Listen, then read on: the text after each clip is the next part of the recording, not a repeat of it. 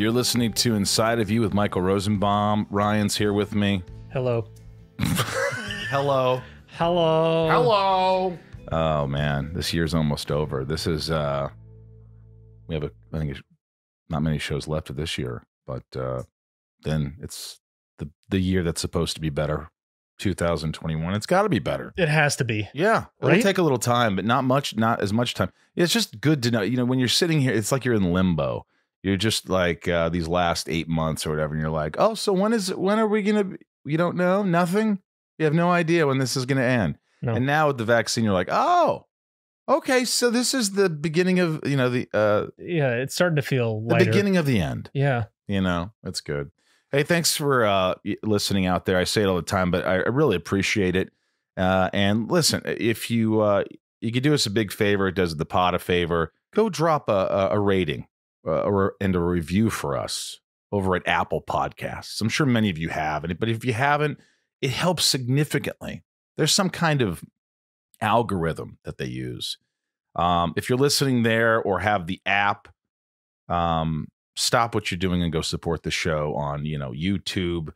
It takes a couple of seconds. It really helps everything we're doing here. So, you just write a review, do a rating, and spread the word as always. There's so many podcasts and things out there. So if you're enjoying this, we want to keep doing it. We love doing it, and it helps. And we're trying to grow an audience here. So if you're digging it, and big thanks to Nathan Fillion from last week. Great episode. Good editing job. He was fun. Good stash. He had a great stash. Good stash. Good yeah. high def stash. High def stash. He had really good camera, and he had it all worked out. The lighting was great. I mean, I think ours is good. But his is. He went above and beyond. It's cinema. Yeah. Yeah, I think that's it when it comes to subscribing. Our socials. Here's the handles. Follow us. Like things. Mention things. What is it, Ryan? At Inside of You Pod on Twitter. At Inside of You Podcast on Instagram and Facebook. That's correct. YouTube.com/Inside of You with Michael Rosenbaum. Subscribe and write the reviews. Also, the store got a new product coming soon. Can't tell you what it is, but head over to the Inside of You online store. Grab a 15% off. You know what? For the holidays, hell with it.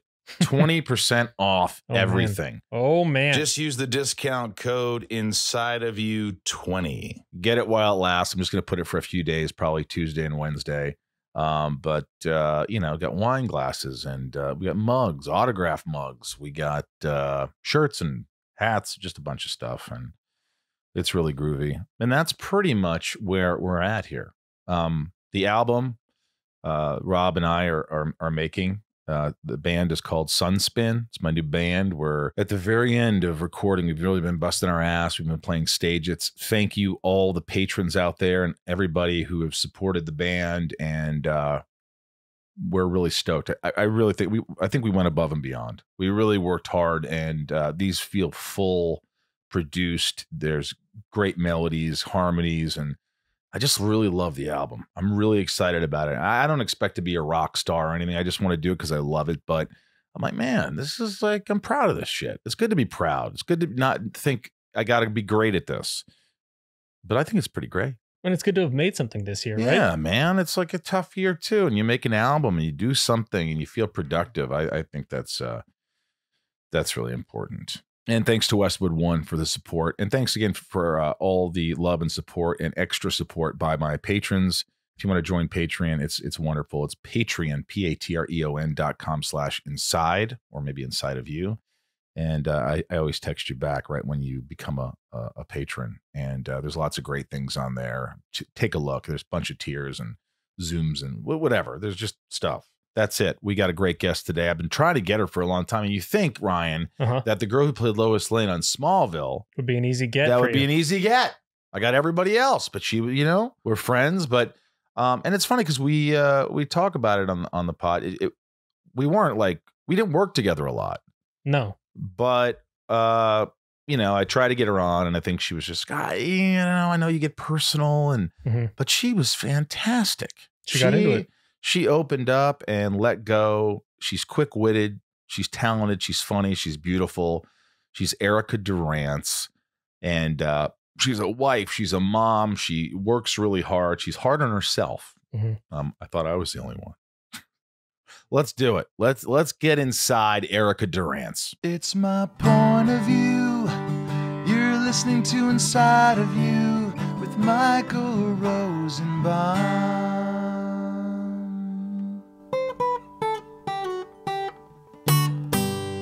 Inside of You with Michael Rosenbaum was not recorded in front of a live studio audience. All right. So first of all, it wasn't easy getting in here. I mean, listen, I've had some big guests and you're a big guest, but like, I think that, it was more like you don't love doing interviews. You're not it's not that you don't love being a team player and you do your publicity. You've always done all that, but it doesn't mean you have to like it.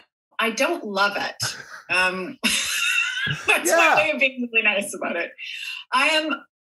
You know how you meet people in the business and they're in the business for what you get from it versus what you do in it? Right. Like I like what's happening when we're on the set and between action and cut. Like that's my favorite. Or if we have a nice conversation. But all the other stuff, which I know is necessary, and like you said, I'm a team player.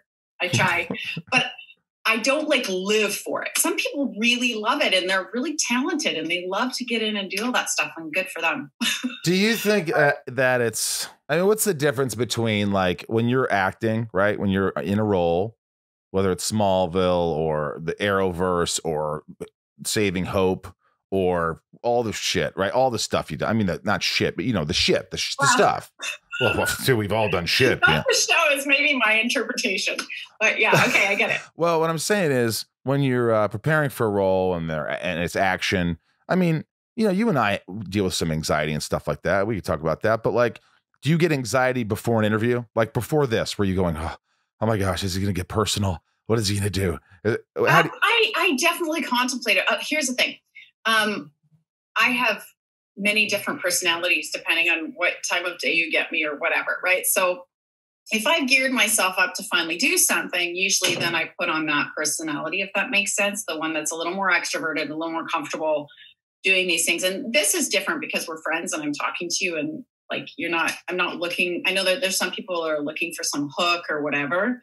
But this is different because it just feels like we're sitting and having a chit chat. Okay, that's good. So because other people on the show, there's been a couple where I'm not name dropping because they were on the show, but Jennifer Love Hewitt was on the show a while back. Right. And I remember the first time she was on, she said she had an anxiety attack and she woke up in the middle of the night and she's like, oh my God, Michael's going to ask me about my mother because she had passed away years ago. And I knew her. And so she was all worked up before the interview even started. And then, then it was great. And once we started talking, but, I wonder about that sometimes, if you have a big, I tend to worry about everything.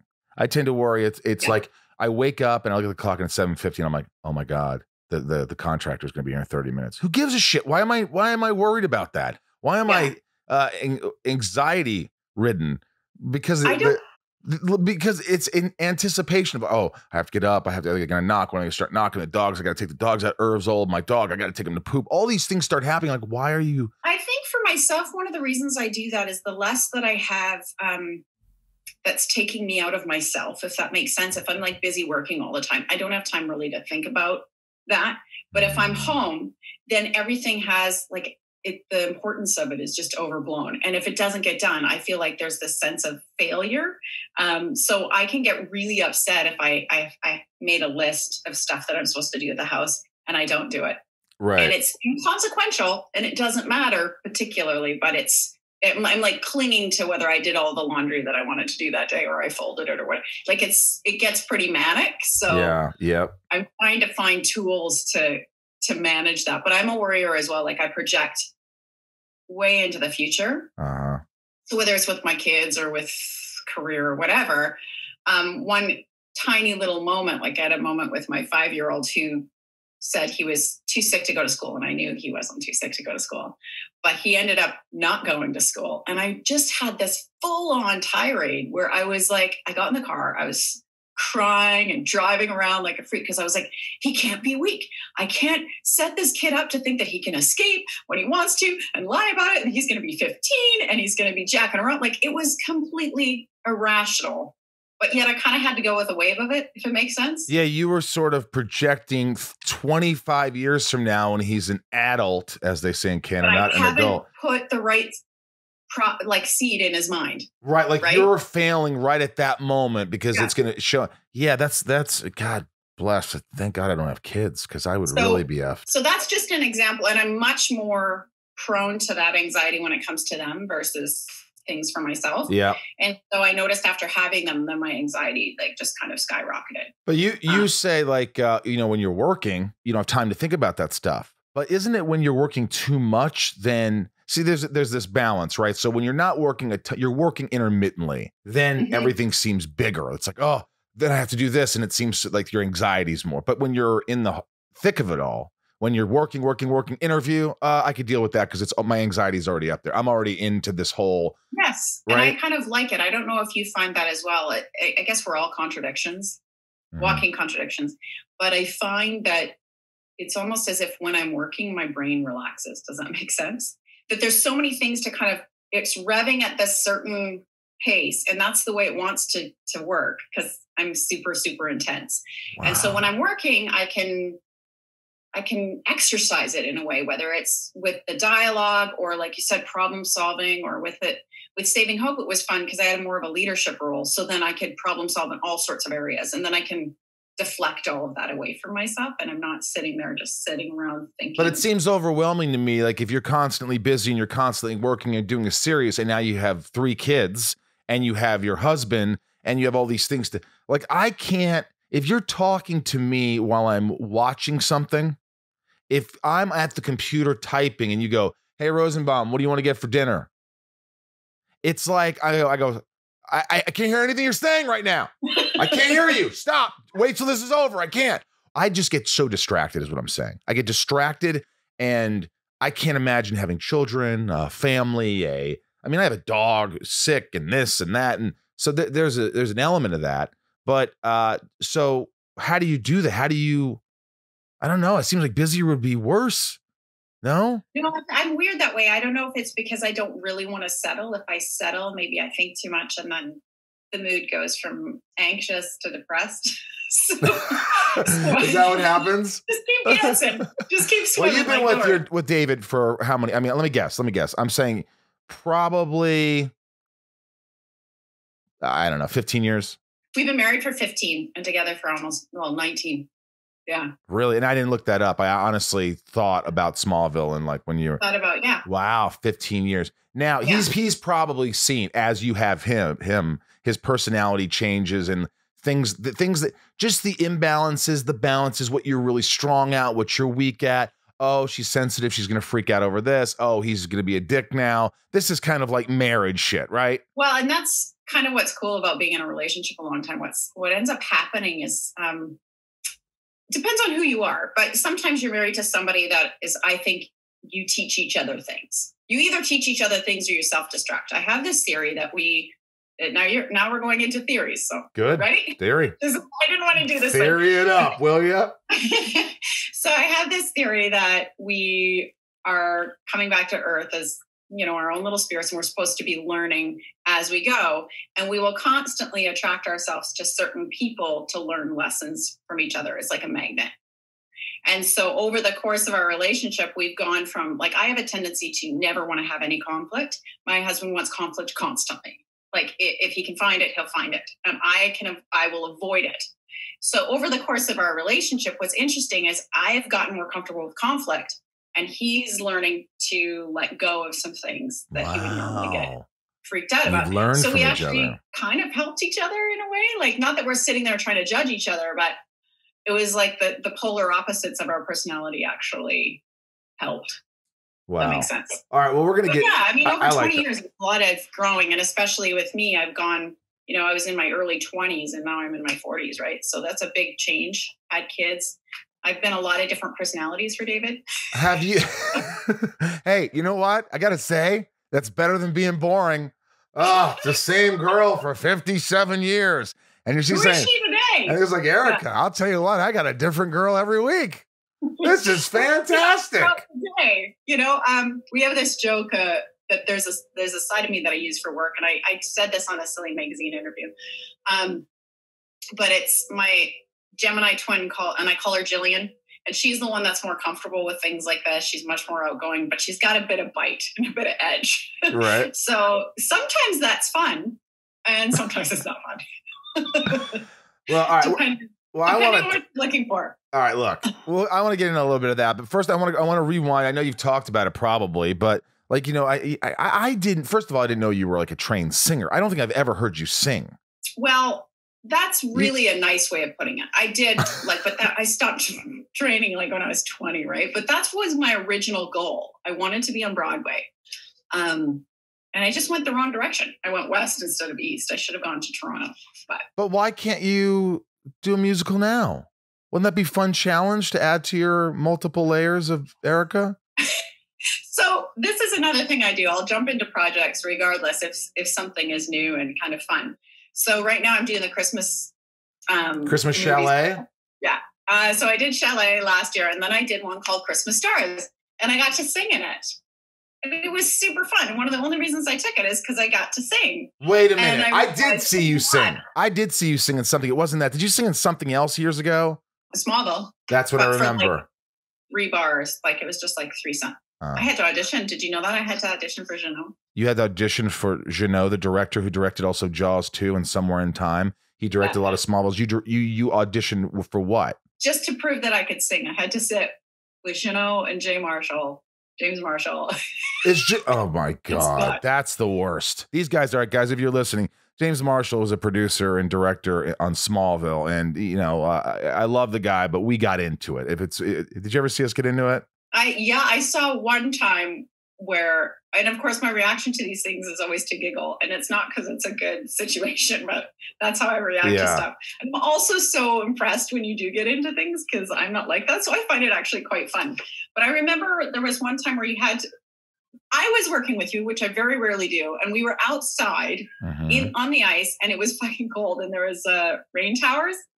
Anyways, I had just bailed and slipped on the ice, and I was freezing. And then you started yelling at him, and it was totally like, "Yay, Michael!" Oh yeah, I flipped that. And he was like, "Do it again!" And you were like, "Yeah, it was great." Well, I loved it. So you're saying I was sticking up for you? I was sticking up for you. Yeah, you were being so great. There you go. See, awesome. Sometimes you need, but to sing in front. I had sing for something once, and I remember I think it was for Moulin Rouge. And I had listen, I play music and I record stuff and I love music, and I feel like you have to. I listened to your album. You have a great voice. Well, thank you. It's hard for me to look. Here's the thing. If you sat with me in the recording studio, like the other night, I'm in the box and actually in Rob's closet, my friend's closet, because we went to Capitol Records and recorded, and then we had to go and do some extra little things. And he goes, "Pitchy." He'd stop and go, "Pitchy, pitchy." It's so stressful. He'd go like this. He'd go, because he's trained. He's done his whole life. He's like, and I'm like, "Okay, do it, pitchy." You're not hitting the note. You're not hitting the note. I'm like, "Well, how do I hit the note?" Smile. And I'm like, smile. And he's like, I go, but I look like an idiot. He goes, "No one's watching you. Just smile when you're saying the fuck." And why don't you just tell him to fix it if it's that close? Well, I just wanted to hit it. I wanted to learn, but it's I remember when I auditioned for it, and I went in there, the director's like, "It's a big movie. You should go in there and do it." I go, "But I'm not a great singer." He goes, "So what? Just go in there."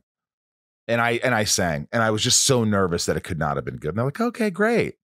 But you were, like I said, a trained singer can go in there and at least be on pitch, be in the right key, know what they're doing, not just right. You can do that. Well, within reason, but I do say that the recording studio is its own beast, right? Like you think that something's, and it's easy to go pitchy, right? Oh yeah. When I was doing my thing for the Christmas Stars, and as it is when you do these kind of shows where there's not a lot of time, not a lot of money, great people to work with, but you're slammed. It's not like you have 6 months to perfect a song, right? Yeah. So I flew in, and then the very next morning we were going to hit the studio and do our, few pieces that we had. And I actually had to get my co-star, who's a country singer. He had to sit in the thing with me after a while, because I all of a sudden was forced into a harmony I didn't think I'd be doing. And then, so he was like right here trying to get me to do the right pitch as well. And I was like, oh. And it was hard, even for you. It's so hard. Yeah. All right, go back to Jeannot. You're in the room with Jeannot. And by the way, I love Jeannot. He won't listen to this, but he's this old, little, lovable French guy who's got a little bit of a limp. At least he did when I was there. And he's got the little cross eye, this cute cross eye that he don't know if he's looking at you or not. And he's like, Michael, we have to do this. Come on, you're goofing around. I don't even know what accent I'm doing. But okay, so I love Jeannot. And one of the things I loved about him is that he knows he loves women. Like we all. My God. He's not a creeper. Like he's got it down to a science. He genuinely loves women without being. So we were all like, everybody was hugging Jeannot. Oh, yeah. Oh, yeah. I would flirt with him, like when you can flirt with people. But I'd go up to Jeannot and he'd go, "Good morning, Michael," or whatever his accent was. And I'd go over and he's this little man and I would just give him a big hug. He's like, okay, that is good. That's enough. Let's go. And I just loved him. But so when you're young, when you're working on, when you're on a turkey farm or some shit in Calgary and you're growing up in this small town, I mean, nobody around you is thinking, I'm going to go be an actor. I'm going to go to Broadway. I'm going to do whatever it is you're going to do. First of all, were your parents like, did they want you to do something like that? Did they want you to do entertainment, or did they expect you to just be around? Always just be around? No, my mom was like the major voice in my head growing up. Dad was there, but he wasn't as involved. And he worked really hard. He was trucking. Like when he stopped working on the farm, he was trucking all the time. So it was me and Mom that had all the conversations. And so Mom was really big on the whole idea is that I'm raising you to be an independent adult. Whatever you choose to do, you choose to do it and you'll deal with the consequences, whatever they are. Like, right. And it's kind of was great. It was freeing. So she never said I couldn't do it. She supported it. I seemed to love it. And so, I'd keep doing it, and she would come and see my plays and all that kind of stuff.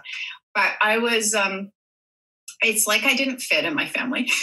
My mom goes, I had a boy and a girl and an Erica. So like, I was the one that was, now let me be straight about it. Like we're very close. Like I love my family, but I was kind of different. And so I don't know where the dream came from for me to want to do this stuff, whether it was just me hanging out on the farm. And I just remember sitting out there and just dreaming big, like I was going to go somewhere and I was going to do something different. And I just wanted to see the world. And there's all these things that Were you cliche? Did you do the cliche thing that we all do, where you sit back? I could just see you. You're on the Kent farm, but you're in Calgary on your turkey farm. And you're sitting on like the fence and you're looking up. You just saw a shooting star and you're like, God, please make my dreams come true. I want to be an actress. Because I'm sure I just was like, please God, get me out of this. Please help me get away. Calgon, where the fuck are you? No, you know what? It's true, but I would take it one step further. And I often sang like that Disney song, that a dream is a wish your heart makes. And I would like walk around the farm singing it to myself. So I was a special kid. Yeah, well. Quite unique. Were you popular in high school, or were you school? What's it called? I don't think I was popular. I found that I had a lot of contentious relationships with chicks. I got along with the guys a lot more. Well, the fact that you said chicks immediately, I had a contentious relationship with chicks. Think about that right there. That says it enough. I fucking chicks. I love that. That's awesome. So growing up, I had like a couple of really cool girlfriends, and then I had just moments. I think when I got into my teens, it just was like weird because I was hanging out with all the guys, but not in a gross way. Like they were always asking me how to hang out with the other girls or date the other girls. So it's like I was their friend, but then all the girls in the class thought that I was a big fat slut that was stealing all their boyfriends. And I was like, I'm trying to set you guys up. So did you drink? Were you a boozer in high school, or were you always like a good? We weren't allowed to booze, so like no one's allowed to booze. You think people are allowed to booze when they're in high school? Oh, we're not allowed to drink. Oh, well, that should stop us. But boozing would equal like massive amounts of sinning, kind of not boozing, right? So I grew up in a very, very conservative, fundamentalist, religious farming community. I mean, you could peel the onion for a while with me. Do you still go to church? Do you still have that influence? Are you religious, or would you say you're more like, well, I'm more agnostic. I don't really necessarily believe in atheists. I have some friends that are atheists. They're like, oh, I'm atheist. I'm like, fuck, you believe in something. Come on. That to me, look, I respect what anybody does, but atheist to me is a strong term. Just like too religious is too much. But I would say that I have a problem with organized religion because of my experiences growing up. Doesn't mean that there weren't really great people there, but to me, my reaction to it, I would never put my kids in a situation like that because I took verbatim everything that was said to me, and I went to the extreme. So I was one of these kids that thought they were going to hell every night. Right. Yeah. See, that's the bad part about it. Yeah. And I don't trust organized religion, because I always wonder where is your motivation coming from? Is it fear, power, money? You know, where did all the rules come from? And so I'm kind of in that phase of my life where I'll look back and do some studying as to why, say, for example, they have certain laws in Christianity that this is wrong or this is wrong. And then I kind of go, well, let's consider what society was like back then and why they were motivated to make that as one of the 10 commandments or whatever. Right. So I'm kind of trying to dismantle that for myself a bit, but I could not live in a world where I didn't believe in something. That's my point. Just have faith. Go ahead. Right. Go ahead and not believe in anything. That's fine for you. But I would find it super depressing to just think that I die and I'm on food. I have to believe that I will see the people I love in another life. I don't know what that's going to be. But and no one should take that away from you. And that's the purpose. To me, it's all about respect. If you don't believe in God, great. If you believe in God, great. I have friends that are Mormons. They're great families. It works for them. They're good people. I like being around them. They're, I have a friend in Indiana who's goes to church every Sunday, and it works for him and his family. And I'm like, that's awesome. You do what works for you. It's your life. And for someone else to tell you what to believe in or what you shouldn't believe in so that's where it gets kind of cloudy. So I always say, look, that's the thing about organized religion. And that's why I think it's quite dangerous. If you look at kind of the main belief structure of like all the different religions that are around, it's mainly, you're going to have to be responsible for what you do in life at some point. And let's try to love each other, basically. I mean, that's a really loose generalization, but they come together on those couple of points, right? And all the other stuff, I think, that was basically designed for whether it's power or whatever, right? Because if you go back and you study all the different religions, now that one's bad. So now that we can conquer them and kill them all and make them all this, right? So anyways, I'm getting heavy. My point being. No. And by the way, it's like if you can go back. Constant process. I don't know if I know really anything at this point, except for that I think people should just love each other and like try to do the best. Wouldn't that be easy? Isn't it easy? It's so, I talk about this. There's so much more energy exerted when you're angry or mean or, you have these trolls. It's just like, it's so easy to just be like, because we all can judge. Somebody could be walking across the street and I go, what the fuck is that dude wearing? That is, and I will stop my life. That is terrible of me to judge. That is good for him. He's happy. Let him wear that. Look at me. I wear a t-shirt and shorts half the time. Fuck me. So I try to turn it into a positive because it's like, as long as you're happy. Yeah. It's like retraining your mind, whether it's having to do with that kind of stuff or anxiety or whatever. It's like you catch yourself in that moment and go, okay, I'm projecting into the future. I can be chill. Let's live in the moment. And ironically, I think that's a little bit of the COVID that's kind of happened to everybody too, with respect to people obviously not getting sick, but or passing away. But the idea that we're forced kind of into all of us into a timeout where we have to slow down, Yeah. Inside of You is brought to you by Geico. How do you not know Geico? I don't think of anybody else for insurance. It's the only, if there was a gun in my head, insurance, what do you want? Geico. Yeah. How do you not want, it's Geico. Yeah. It's easy to remember. It's easy to remember because even a Rosenbaum can do it. Ryan, you're a renter. I'm a renter. And it's the hardest thing to do is just pay your rent or for a house. It's all the things that people worry about most. Mm-hmm. And then there's auto, you get insurance for your car. But with Geico, they have bundling policies. So you could bundle your homeowners or renters insurance along with your auto policy, and it's just easy. It's Geico easy. It's even a Rosenbaum can do it. Even a Rosenbaum can do it. It's true, man. There's so much to do around the house and the holidays and everything, and it's just so easy when it comes to insurance, and making your life easier is what I'm all about, and I'm sure that's how you feel too. Go to geico.com, get a quote, and see how much you could save. It's Geico easy.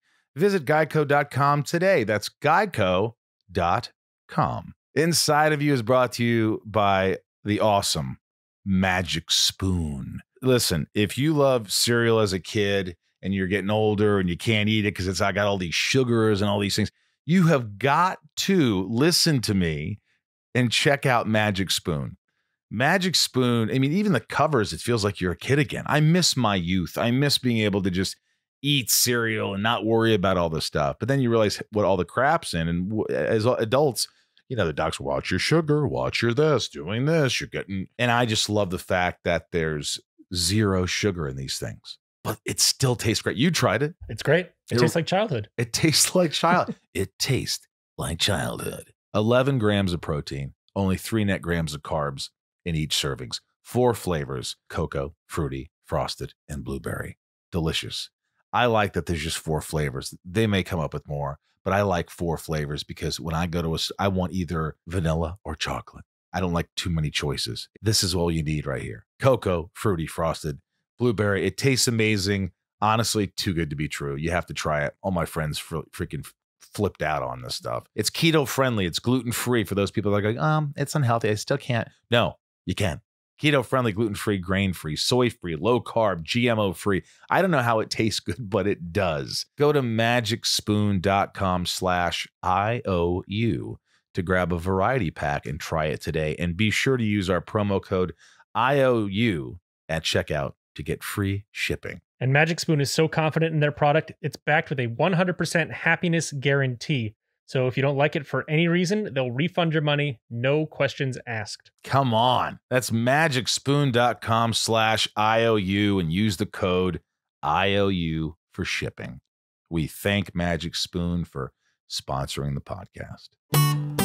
When I picture you as this young girl singing that Disney song, hoping that the students... Yeah, to yourself, which we all do. My bike. You know, everybody has their stories. You know, Jim Carrey, I wrote myself a $10 million check and then I cashed it one day. Whether that's true or not, it's a nice story. I sang Sound of Music to the cows. They loved me. What was the big song in Sound of Music? Oh God. The hills are alive. Oh, I got to smile. Sorry. The hills are alive with the sound of music. Sorry. All right, Smallville. I didn't really know you because, again, we didn't work a lot together. Very much. But when we did, I noticed something about you, which I've talked to you about, which was you had anxiety like I do in different ways. I tend to fake it. I have this confidence where I could turn into a confident guy. You think, God, this guy's so confident. Fucking what an asshole. Like, I'm throwing it at you so you don't think there's any, like, you know. Yeah. But I do suffer, and I would suffer by, you know, always doubting myself and always like, you're not good enough. And like, did the director like you? Did the other actors like you? Are you good? Are you going to keep your job? It was this constant cyclical, maniacal fucking thing that was just pounding in my head.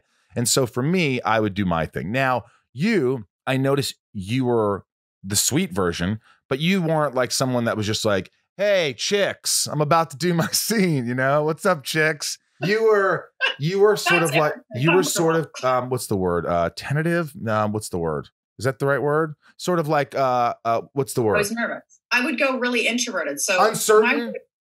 Uncertain. I constantly second guess myself. I don't know where that came from, but I'm actually working on that. Actually, at this point in my life, which is crazy to say at 42. I'm like, I'm really learning to trust myself and walk away and not constantly be going, well, that wasn't good enough. That wasn't good enough. I don't know. That's what I remember. You were a sort of apologetic. You were always like, I'm sorry. Well, here's what's baffling. If they would have said action and Erica Durance was terrible, then I would have been like, well, I guess that's why she's nervous, because she's just not very good. But you were so good that I didn't understand why you were so uncertain on all these things, which I also looked at myself and said, wow. Sometimes I'd watch, I didn't watch all the time, but when I watched myself, I'd go, I was able to actually say, you were good. Dude, you're good in this. Sometimes hang on, me to myself. And then yet you'd think that when I got back on set, I'd be confident and ready to, but it wasn't always like that. It was always this perpetual doubt, this sort of like, why am I doing this to myself? Why am I getting anxiety again? I know I'm good. I know I can do this. And there's that feeling that you have to be good. There's more people around. There's this. And I hate that. And some therapists will say, this is what drives you. This is what makes you better. I go, I don't want to punish myself. And they say, well, then quit. I'm like, well, if I quit, then I've given up. I want to conquer my fears. I want to be able to just be, like everybody. So back to you. That's how I felt. So how did you feel? I couldn't believe I was there, right? Like, I felt like I had joined a group of like the cool kids and the ones that have done all these great things in the world. And then there was me that just kind of randomly showed up on the set. You have to understand, I used to book Tom and Kristen's photo double on that show. You were casting director. Yeah. So all of a sudden I'm in the show, I'm working on the show, and it's halfway through, and I know it's really popular and that sort of thing. So I just always felt a little bit behind, and like I was off kilter a bit. And that, like I was a big dork and didn't quite fit in. And you could tell because I would do these weird things and people were like, that is really bizarre. I didn't think you were weird at all. I just thought you were just a little nervous, which is fine. But now as you're talking, it's really dawning on me. Like I'm imagining myself, and maybe you guys out there could do this. Imagine yourself talking about casting someone in a movie, and you're sitting there, you're eating chips, and you're like, how about this girl? Or how about this guy? Okay, I'll cast him. That's great. And then someone goes, you know what? Why don't you play the role? What? You're going to play, you're going to be in Smallville. What? Yeah. And it was like, I remember because I got it on a Friday and then I had to do my read with Tom. We've talked about this because, people are always asking that question, but I didn't realize that he was really gracious about it. But I didn't realize that was like, if he hated me, I would not have the job. And I'm glad I didn't know that. I would have been so stressed. I know, like, Tom. You haven't seen me stressed. I would have been like, I can't even speak. I don't know. I mean, honestly, Tom probably would have gone, just not attracted to her. I bet. Like, think about it. Like, honestly, if you don't have chemistry with someone and they're supposed to be Lois Lane to your Clark Kent, it's not chauvinistic, what's the word, whatever, to just say, the producers, you know what, I'm not feeling it. I don't feel like the chemistry and the vibe, or what like you're saying is you're not attracted to the person. Like, immediately when you meet an actor, I think there are two types of actors. There are the ones that are cool like us. Oh, yeah. We're so no, cool. but right away when you meet a certain actor and you're like, okay, we just won't get along. We're going to be like oil and water. And that's just the way it is because we view it so differently. And so I think that that's part of what happens when you initially meet with people. And so maybe that was what ended up happening in that read or whatever. Because I remember Beeman was there and I was so stressed out and I had to read my scene and I was like, oh my God. What was your first line on Smallville? Do you remember it? Or first scene? I think. Oh gosh, you know what? It was I came out of the elevator. All I remember is I came out of the elevator and walked down the hall. I was going to find Chloe in the hospital. And it wasn't Clark, it was Nathaniel. Was like half naked looking the other way. And I remember Nathaniel was the stand-in, right? Nathaniel did it with such a pose, and Tom doesn't pose at all. Yeah. So I was like, Nathaniel, the stand-in, was so he's shirtless. He's shirtless, and then a little something else on the back. I don't remember. So you saw a butt cheek, like a half crack. I think so. Okay, and this is the stand-in, not Tom, standing in for Tom Welling, and he's posing. When you say pose, what was he posing like? What was he? Was he doing a Superman flop? Doing as one would, I think, try when they're going to be naked, try to look good. But Nathaniel also was quite theatrical, so it was just quite funny because the two different people had it been Welling, he would have been like, "You done?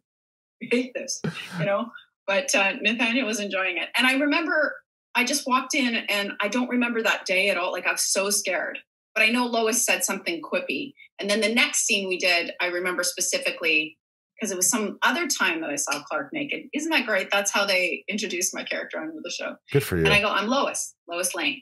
And I remember that line. Did you think that your anxiety and maybe depression, really Smallville was the reason for that? Because there was so much pressure and so much stress and anxiety to come on that show that kind of pushed it into a different direction from that. Do you blame Smallville for your anxiety? Or did you, like, honestly, because like I remember I worked, I stressed. And then something was the tipping point. Something was that got me over the edge where I'm like, okay, now I have anxiety that I can't really control as easy as I used to be able to. I'm older now. This has happened. I've got to take a step back. And was it Smallville or was it something, or did you always deal with it? It's always been part of my personality, but I didn't recognize it for what it was. And so it wasn't Smallville. Actually, I got a lot from Smallville. It pushed me out of myself. Right. And I learned to trust myself a little bit more. And then as I went into Saving Hope, I really was thrown into the deep water myself. And then you really start to kind of keep your own counsel and go, it's good enough. And you kind of move on, right? I never really believed that there was something like that would happen to me, that I would actually get to do the acting thing for real, right? I was fully ready to kind of continue on as everybody else I knew went on, and completely fine with it, right? So when it came about, it just surprised me, and then took me a while to get my feet under me, but I loved it so much. I think my anxiety and depression came out after my second kid. And that's where it kind of got triggered. Is that postpartum? Yeah. And I'm managing it much better, but it really, I don't know, body chemistry, what it was. But when I went to have Lachlan, my 5-year-old, we had to do lots of IVF. We did quite a few years of that. And so when you do that, you really play with your hormones a lot. And that can kind of affect all sorts of things. It can affect how you look, how you feel, but it can be forever. Like then your hormones are out of whack for a really long time. And some of them don't really go back, right? So if you think about all that stuff that you're pumping through you, the only thing that I can kind of liken it to, and I don't know if you've ever done this in your life and you don't have to say, but when I try to explain it to a man, I say, have you ever taken extra testosterone to work out? Or have you ever done a little bit of caffeine? Or have you ever, Sure. And it gets that kind of rager, and the rager comes out. That's kind of like some of the hormones that I did, only it lasted for like 10, 15 months, right? Jesus. So now when I look back on like how busy I was, how tired I had 2 pregnancies while I was working. I was trying IVF for 10 years. So I think it all just kind of went to the point. And then I had my second son, and then Saving Hope was done then. And it was just like everything stopped, right? I'd been working for 15, 16 years and then it stopped, and I had nothing else to do. And then I had all these hormones and these emotions, right? And I think that it just kind of...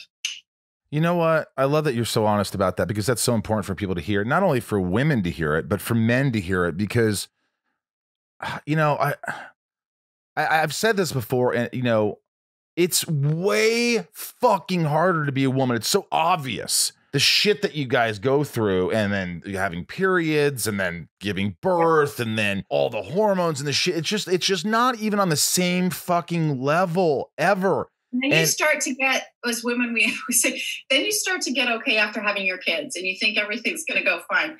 And then you go into menopause, and everything gets fucked up. When does menopause start? It depends on the person. My mom started really early, so I might be starting in my 40s somewhere. She started at 39. That's how powerful she was. She was like, I'm done. And she like set her body into menopause just by sheer willpower, I think. But it really messes with you. Like I have so many girlfriends that are a little bit older than me, and they're going through it right now. And it's like, they're fucking so angry and so stressed and so depressed. And it's all these emotions that are going.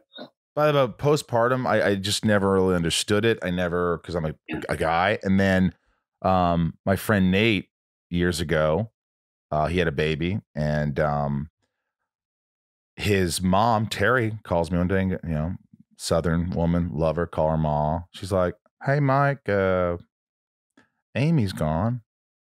And I said, what, Terry, what? We lost Amy. And I go, what? What do you mean? Nate's wife, she overdosed on pills, took a bottle of sleeping pills. She had postpartum. And it's such a serious thing. That was a huge wake-up call where I was like, this woman wasn't suicidal. This woman wasn't like wanting to take her life. Postpartum is a real thing. And they, I don't know, they weren't on top of it, or she was too shy or too reserved, didn't want anybody to know that she was having these feelings and for whatever reason, she took a bottle and then didn't wake up. And it was the most hard. And I had to fly to Indiana, and I stayed with Nate a week, and I was on baby duty at like 1, 3, and 5 to change the diapers. And I'm like, what the and just hanging out with him and going, this is just awful. So, yeah, I don't know why I felt compelled to tell that story. But. If you're okay extrapolating on that, I don't know if you want it to be like a happy or is this okay for the podcast? Yeah. No, I mean, this is real shit, man. Okay. So one of the things I found about postpartum is like in hindsight, when you look back, you realize that wasn't quite normal. Like, I don't even think a lot of times, unless women have read about it beforehand and have support, they don't really know that they have it. They don't know. They're just living in it. So one of the major things that women that I've talked to and myself felt was when I had my children, I had a panic because I realized I wasn't going to be alone in my head ever again. There was always going to be a person there. And that freaked me out. And not only was it a person that I felt I didn't deserve to take care of.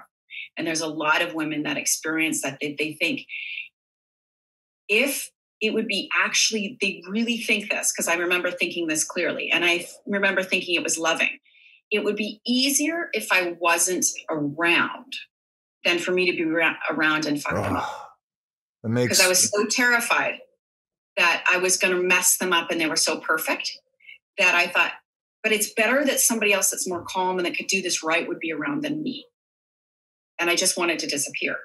And it seemed like a completely logical thing. Completely logical. Like, this is a loving choice that I'm making. So I'm not going to put on what happened to that woman, but they really, like, it's not out of a selfishness. It's out of the sense of like, I'm going to hurt you. I'm going to wreck you. You're perfect. I understand. Honestly, what you just said absolutely resonates. It is probably what most parents feel, or mothers feel, to a certain degree. I mean, certainly some are meant to be absolute mothers and want to give birth the second they can, and some don't, and some wait, and some are I hate to use the word accidents. They're all miracles. Little miracles. But the biggest fear I have, and this on another level, of course, throwing it back to me, but in a way that I can understand, or make you understand that I understand you, is that I think part of the reason maybe I haven't become a father. It always scares me. I'm like, well, who's going to teach the kids math? I know it sounds funny. Well, who's going to teach the kids science? I'm going to fail. I'm going to fail this kid. I'm going to fuck up. I'm going to ruin this kid's life. I can't do this. It's almost like it's, what are you doing? Yeah. Of course you could do this, but you imagine and now amplify that by actually being a woman who's giving birth to this child. And so I can't even imagine. It is. I absolutely understand what you're saying. That makes perfect sense. Where you're like, I can't do this. I'm going to fail this person. So it's easier for me to go. It's the enormity of and that's, we're going full circle. If you can have somebody in your life that's supporting you and with you, which is not really usual in our like Western culture, to have like the mother and the auntie and this person, that person, to kind of go, let's not project into the future. Let's just do today. Yeah. Like if somebody were to just said, let's just do today. Let's not project into like what they might do when they get older, or how you're going to. I remember this was my intensity factor. I don't know if I've told you this, but I remember there was a time that I freaked out and I yelled, and Lachlan was only about like 16 months old. So not very old. And I just had a total freak out. And I looked over and I'd never seen that look in his eyes. And my first thought was, oh my God, I'm the person that taught my son to be afraid. Like, that's the first thing I thought. And I thought, I can't do this. I can't be around. I'm going to wreck him. And so like, anyways, I'm again, super, super intense. Right. Right. Well, you know what? Isn't it easy to, I mean, think about that. I can remember, children remember. I remember, it's weird because you remember a lot of the bad things, don't you? You remember things that are like, I'll say things like this happened, but if you asked my parents about it, they're like, what are you talking about? And I'm like, no, this is exactly how it happened. I'm the kid. I remember it. That's how, because it's how I felt. They might not have thought that was causing that. They thought, oh, we were just fighting. I had an axe in my hand. I wasn't going to really kill your mother. I'm like, what? Right. But a little foreplay. But it's amazing the things. So, but then you start to think logically, and it's hard to think that way, but you're like, I am going to say things and make him think, oh my God, I'm crazy, or I'm scared, or I'm this. This is part of it. You can't be perfect in front of your son always. And it's hard to accept that because you will fuck up constantly. And if you're trying to be too safe, you're just killing yourself. By the way, you've had 4 hairstyles in this interview. I know. And the more I like nervous them all. It's going to go back up. I like them. You know what? I wish I was casting something because I have 4 looks now, and there's no discrepancy. I can't stop moving. If you saw my feet. How does she look with her hair up? Can you bring her back for a read? I'd like to see her hair up. Can we? Yeah, I get so squirmy. No, you're great. Like I'm thinking, oh, that's gonna be weird. That's gonna be weird. By the way, this is I'm not just saying this. You know, I know you were a little bit like maybe a little nervous about it. You know, like I don't, because we had to sort of cancel once because you're like, I don't know if I could do this because you know it's me and it's like, and I go, you know, and then I asked you again. You're like, you know what? Fine, let's do it. And by the way, you weren't mean. You were. I got it. And but I'm loving this. Is what I'm saying. Okay, good. Me too. It's fun. It is. It's. I'm just learning so much. I mean, I didn't think we'd talk about these things, and it's like I really think that a lot of people are going to relate to this, or they're going to, especially the issues that you're talking about with postpartum or anxiety. Just these things. It just. I know that usually it's like therapy for me, and if it's therapy for me, it's probably therapy for some people out there. Oh yeah. Arrowverse. When they asked you to do Arrowverse, what was that like? What was that like going on? Because how long had it been since you acted with Tom, or were Lois Lane? I mean, I guess. Well, no, because you weren't Lois Lane on Supergirl. You were. I hadn't seen Walling for since we ended. When did we end? 2011. Something like that. Yeah. Yeah. So 9 years. Were you nervous? Was it weird? Was it just weird jumping into that character? It was so cool. It was like, yeah, it was very, very comfortable and easy, and it was like fun. I loved it. Did you get a good response from it? I think everybody was pretty excited about it. That, you know, I usually don't pay attention to a lot of trolls, so maybe it's a skewed reaction, right? But I know that people were really excited about it being part of the Arrowverse again. I wish it had been a little bit longer, but then in a way, it's great that it was short because then, you know, you get in, get out, and yeah. For sure. Well, what about like when you did Supergirl and you played her mom, right? Yeah. There's no way you look like her fucking mom. Well, I am getting a little long in the tooth, as one would say. But long in the tooth. I had a kid at 10 years old. So this will launch a whole other session of podcast, but we can do this another time because this has been so much fun. But it's funny to go from like kind of like ingenue, and then they don't know what to do with you. So then you just become a mom. And I am a mom. It's fine. But like Melissa's 31. Was it fun or was it boring or was it? It was okay. You know what? It felt like being back on Smallville, but not with my buddies, right? Like everybody was nice. Melissa was super cool, but it felt so strange because it was a bit like Smallville. All the sets were like that, and all of the stunts were like that, you know? Was it as fun? I mean, in terms of like the set, was it? It wasn't really my family, right? Like I felt like Smallville was my family. It was a new family. Right? All have fun. I just found myself, I took my earphones and stuff because you know what ends up happening, right? Like if you're on the show a long time, you get to kind of choose your little space where you go sit. If you're guesting, you sit where they put the bloody chairs. So sometimes I'd be sitting in there and then they're like they're having their conversation. I'm sure they're not even registering me at all, which is fine. But I just felt like I was like in their space. Do you know what I mean? So I just like put my earphones on and read my book.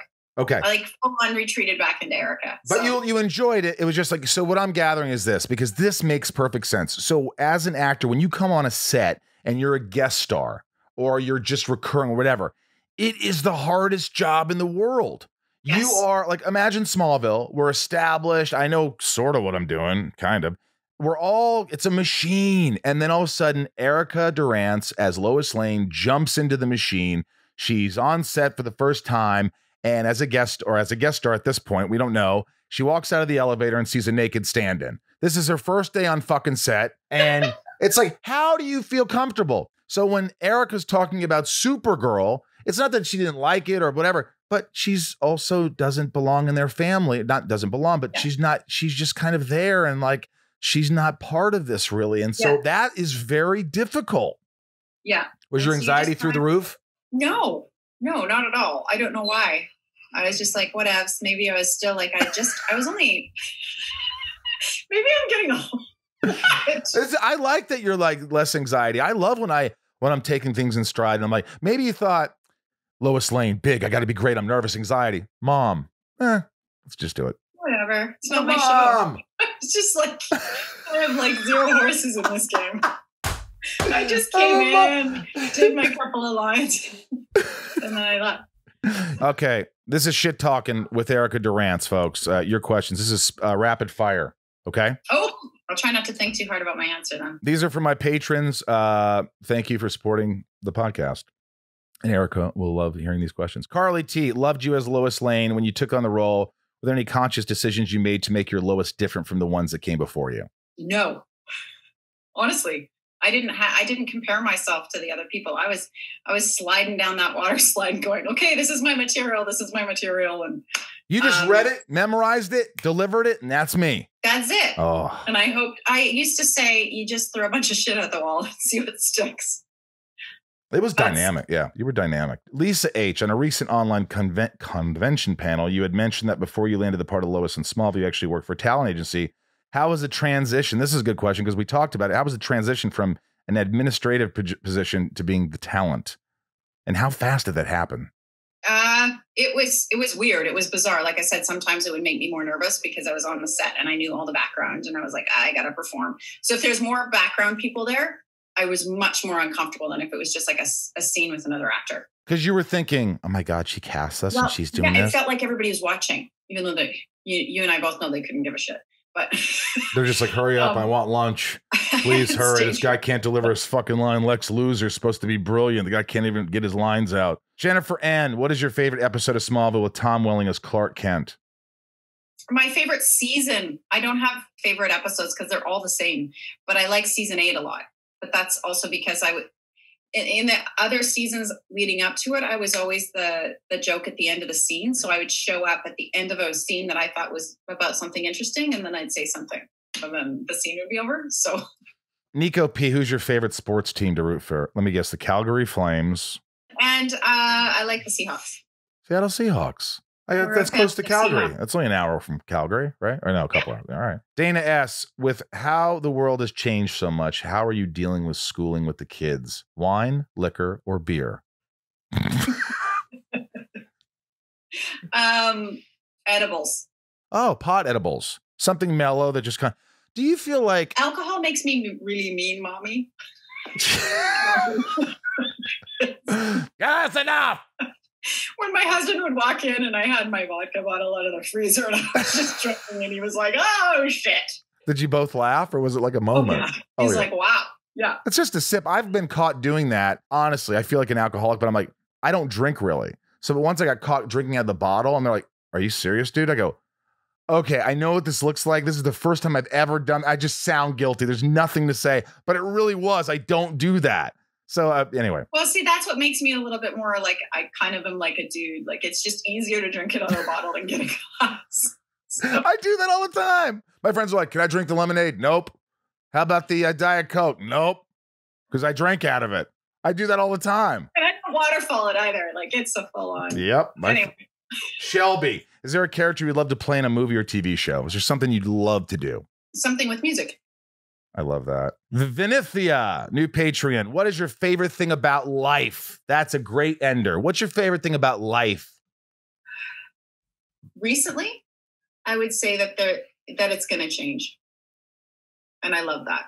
Whether it's that it forces me to live a little more in the moment and also feel a little bit less desperate if things are rough. There's always a change. There's always a balance to the negatives. And family.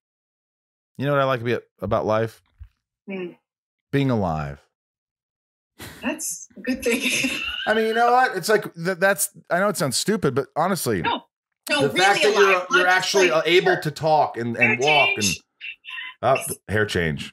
Now I'm thinking again deeply. This is Erica. This is real Erica. I love it. I really get into chatting with a friend of mine, and then I look and I think my face looks really round, and then I take my hair down.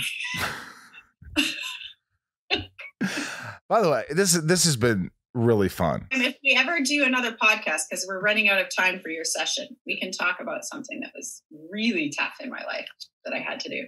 If we ever do another podcast. Well, can you give me a hint about it? It's when I did the Howard Stern show. Oh, wait. You did the Howard Stern show. Well, it was one. I ended up doing it twice, and I shouldn't have gone back. But what was it? What he was just asking you, because it's Howard. He asked personal questions. So the first time was kind of gross, but I got away with it. And then I did a butterfly effect 2. And I got a lot of pressure from the studio and from a lot of people to go on Howard Stern. My first reaction was, and this is what I should have stuck to, no, it's not my deal. Like, my life isn't that like that. I don't have a tawdry existence. It's fairly basic. But then they kept asking and asking, and the studio's like, you got to do this. And so I said, okay, I'll go and do this. I can do this. Because the last experience I had with Howard, he's a nice enough guy. Like, he's smart. He knows his stuff. You just have to know what you're doing when you go in the ring with him. And I did not. And so they do these pre-interviews with you where they ask you something. So they gave me this line of making up these like West Van parties that our family does, which is like, we're known for, like, West Van is known for swinging and all that jazz and all that. West Vancouver? West Vancouver, yeah. I don't know the group, and I don't understand why it happens, but I don't judge. Okay. Anyways, pre-interview, they said, make this shit up, and then we'll segue, we'll have a little laugh, and then we'll segue into talking about your show. And so I did that, and then they didn't let it go. And there was no way I could get around it. It got worse and worse and worse as I was sitting there. And then they started making fun of my outfit and saying I looked Amish. They're just trying to get any kind of reaction out of me. This is on the actual show. Yeah, this is on the show. Like, if you YouTube it, now a bunch of people might YouTube it. So Howard's interviewing you. Howard's interviewing me. And they're making fun of you? Oh, yeah, because they realized that it wasn't me. Like, I was trying to play this game. If I had been like them and gone in there and known how to, like, work the room and stuff, they probably would have chilled. But the worst experience of that, and I cannot believe I didn't birth, I don't know why I didn't leave, but he had 2 cronies that threatened, they were standing there off camera, and they were going to drop trow and show me their business to try to get another reaction out of me. Like, it was just a nightmare. And all I could think is, I've, like, brought so much shame to my family. And that's all I could think about was, like, why did you do this? If it had just been me, I would have been like, that was really embarrassing and dumb. But I felt so embarrassed for my family because it was so tawdry. And well, wait a minute. But you were on his show before. I talked about it to Kristen, and that's it. Well, you were on the show on Howard Stern once before, you said? Yeah. And that was fine? Well, it was okay. It was still, like, kind of embarrassing, and it was talking about But it was stuff. okay enough for you to come back, so you felt like it wasn't going to get... I felt like it was going to be, like, kind of like the soft footing it, right? And something light and joke, and then talk about the movie. I was supposed to get on there and talk about the movie, and they wouldn't do it, right? They couldn't let go of this ridiculous story that they told me to make up. And I just couldn't figure out a way to get out. And it was over, and Howard was really nice. Like, he came up afterwards. He's like, are you okay? You seem like I think they thought it was part of their show, right? And I'm like, yeah. And I got out of there, and I went downstairs, and I started, like, I was bawling in the room, in the building below. And somebody reported that back. And then it was like headlines, Erica left Howard Stern crying. And, like, it's taken me, this has been well over a decade, 15, 16 years to even talk about it, because it was so embarrassing. You know what? But it's good to talk about it now. And especially in this world where we're talking about our past. And it's like, you know what? I still learned something valuable from that. Like, go with your gut. And if you can't do something, or you don't think you should, or it's not your deal, like, don't be so afraid of authority. Just say no. And I have a hard time saying no if my boss says I'm supposed to do something, right? Yeah, especially if they're not like, maybe you weren't prepared enough, obviously, or, you know, and I don't think, you know, when I've listened to Howard Stern, I don't think, you know, and I was always a huge fan. I was always dying to get on the show. I guess I was never big enough, obviously, to be on the show, but I always used to love Howard, and he used to talk about Smallville, and, you know, my brother he was great. And so I don't picture him like, I think that, like, he had no idea that you were that's what you said. You were like, I don't think he didn't know that I was really upset. And so, cause you could fake it pretty good. You're strong enough. You're like, yeah, and then you're dying inside. Like, it was brutal. And how long was it? How long was the interview? It felt like it was like 4 hours long. It was probably 20 minutes, but it was just like, oh my God. And so now I look at those things in my life, and I try to say, okay, what would I say in response to that? It was interesting. I was talking to Kristen about it, and I still felt like it was all my fault. And Kristen's like, you know, in scenarios like that, it isn't all your fault. Like, they shouldn't have been threatening to show you their penises. Like, that's not okay. Isn't that amazing how that many years ago, how many years ago was that? 10 years ago? More than that. I was like 26, maybe 27. I mean, obviously now everything's changed. That wouldn't even, none of that would fly. You know, and Yeah. Howard's always been able to get away with whatever. And he's just, you know. And I'm not here actually to diss Howard because I knew it was his show. What I learned from looking at it now is that I just don't do something that's not true to me. Right. Right. But I don't know how many young people, men, we always talk about women specifically, but I'm sure there's a similar idea with men. Like if you look at yourself in your early 20s, were there things that you did because you were younger and you just wanted to, like, I think that's a human thing. Yeah. Sometimes I believe with women, sometimes it goes into a more sexualized realm or something that feels a little bit worse, maybe, perhaps, or more vulnerable. But I haven't talked to an actor yet, male or female, like doesn't look back on their 20s and go, oh. Yeah, you can't, like, I just think it's really hard unless you were if you say, oh, you know, in your early 20s, you know, you were at clubs and you were, you know, hanging out with women and you were like, I'm like, look what you were doing. We evolve, we change. It's not like I was killing animals in my 20s. Yeah. It's not like I murdered someone, but that was 30 years ago. I'm not a murderer. Not anymore. I love that you're so honest about this. And man, I want you. Will you come back? Promise me you'll come back. Okay, yeah. This is so easy, and it's like you are so open about, like, you'd be surprised. Like, people come on and they're like, yeah, I don't think they're going to talk about anything, and then people just open up, and whether they do or not, I mean, when they do, it's just they realize how many people out there, like Anyway, I don't want to go on, but you're really good at making people feel comfortable, though. Well, because I'm so uncomfortable. I think we're having a conversation, just the two of us. And I think that takes skill to be able to do that as a host. Some don't have that. And that's where people become aware of themselves a little bit more and start censoring themselves more, I think. Yeah, well, I appreciate that. I think in the beginning, I was always trying to, like, I just want them to be here. I just want to be. And now I feel like I do forget that I feel like I'm just talking to you a lot of times until I look at Ryan wearing a fucking mask across from me. And I'm like, oh, there's Ryan. We're in a fucking podcast room. This isn't real. This is all Are you fake. in your cool studio with all your fun? It's just it's a little bedroom that I made into a podcast room. A little couch and little posters everywhere, and awesome. All that stuff. My office is like that. I have all my old, like, I have a couple of cool old Smallville posters, which I got everybody to sign. And then remember, we were at that convention and we took a group photo. Yep. I framed that with a bunch of other stuff, and it looks really cool because there's our old photo, like the poster where everybody's like thinking they're so sexy. Oh yeah. And then there's us it's cool. I like it. I will say this in closing, that all those shots where I had to pose with Tom and Kristen, and those were the hardest days because you're around two natural beauties. And I'm not saying this to be self-deprecating. I am around two 10s, and if you add personality and like charisma maybe to my looks, I'm up to maybe a 7. If you add but they're 10s. I could be a 6 or what you're saying. Well, Dax always says, he goes, yeah, you and I are like, we're solid 8s because we're, what do you say? Our looks are a 6 and our personalities are a 10. So we're a solid 8, dude. But anyway, what I'm trying to say, those were the hardest shots to be sexy. It's like, how could I be sexy around them? I guess I just have to hope that a picture comes out that, but those were like, I was like, fuck, I guess I'll do my best. I'm not supposed to be that hot anyway. I think that's part of getting on the show for me as well. I was just like, with the two of those people.